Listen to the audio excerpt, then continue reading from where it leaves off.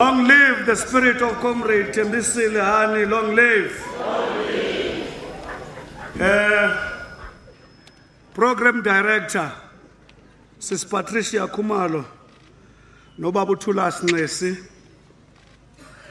umongameli wezwe lakuthi, nombutho omkhulu, uTata uGedleyihlekisa Zuma, usapho lakwaHani, olukhokelwe nguSisidimpo, zonke inkokheli phambi kokuba ndifike kwelo cala ndi-acknowledge ubukho buka-General Secretary wamagomanisi nomongameli wekhosatu neenkokheli zesanko ne-alliance ngokubanzi, malungu epalamente kwi-province naku-national, honorable councillors, ministers, distinguished guests, all protocol observed. Ndingalibalanga ke ukubulisa kakhulu i-leadership endiripota kuyo day to day inkokheli zale region. We're meeting here today to honor the warrior of peace, because he is the product of the warriors of peace. We are following the trail of the great leaders who believed that in the absence of peace, prosperity cannot be guaranteed. In the absence of peace, no amount of energy can be unleashed in the interest of the future of this nation. They were very clear that unless there is peace, which Comrade Chris represented, that future is not possible. Comrade President, we are faced with a number of challenges as we are doing this great work. And I want to express my gratitude to the leadership of this region, the mayors before me, Comrade Ntombi Mikhwe, Comrade Dumangosi, who actually set the tone of the work we are now completing.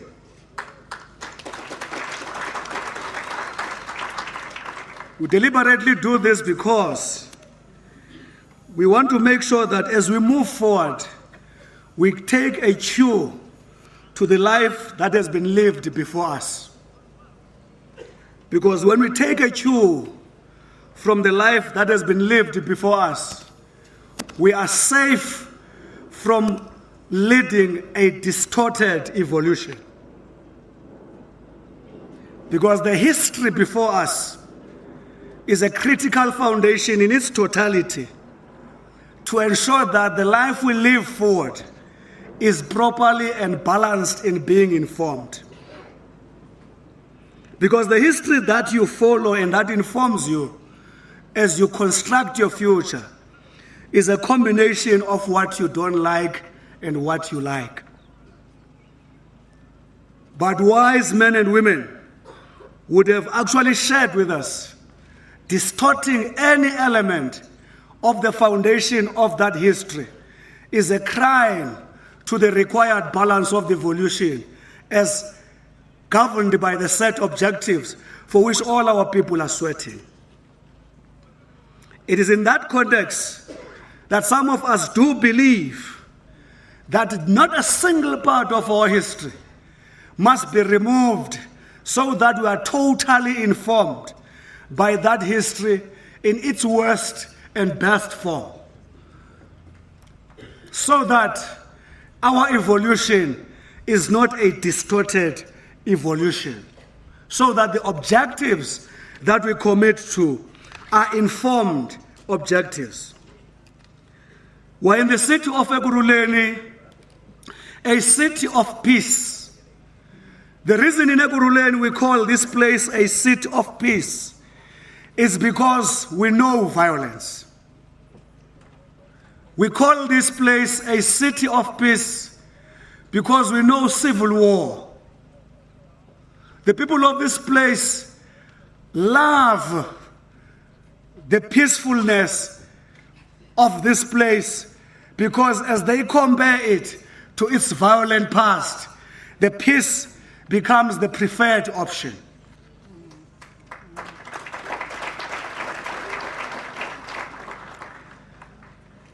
Again, it takes people who have not seen the consequences of mothers and fathers who lost their children, children who lost their parents, being maimed by a senseless violence, who still today speak about civil war because they have not interfaced with the consequences of a civil war.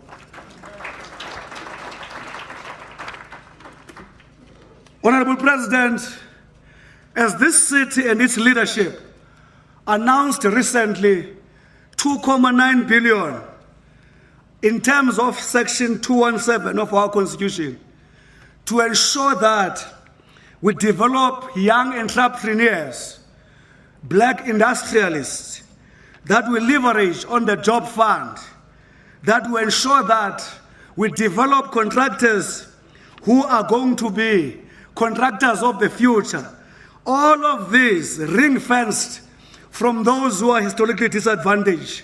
We did this knowing well, if the society of the city is not cohesive, society of the city is not good at each other, is not at harmony with each other, unleashing the energy to implement this 2.9 billion is a futile exercise. Now we believe in peace. We believe in peace because our forebears, amongst them Luthuli, keeps on reminding us all the time that ours was never a struggle against a race. Ours is a struggle all the time against a racial system. And all the time, Luthuli's literature continues to distinguish the two: a struggle against a race and a struggle against a racial system.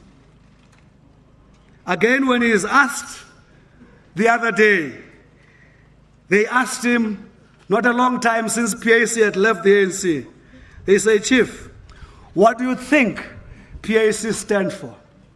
He says, "I don't think I'm sure. But however, if they say Africa for Africans, I agree with them. But if they say Africa for indigenous, they are no different from the system we're fighting." And he says further, "We cannot fight a racially exclusive oppression with a racially exclusive resistance, because we will confuse our children."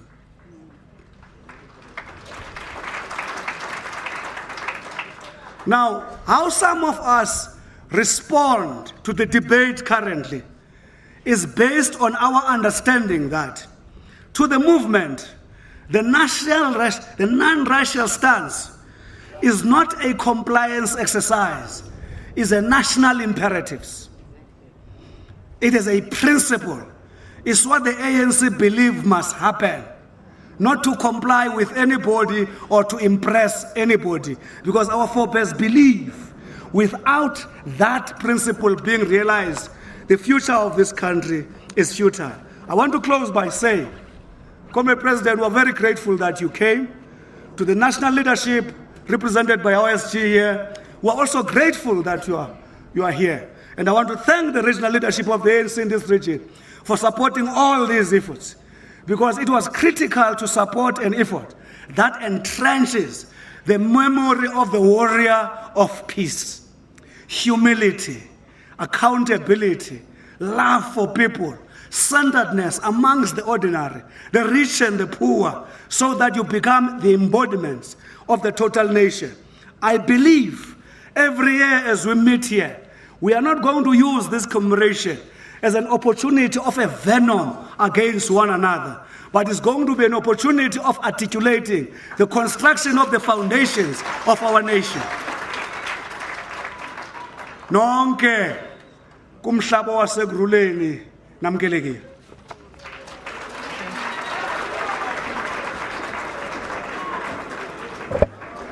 Thank you very much, Honorable Executive Mayor.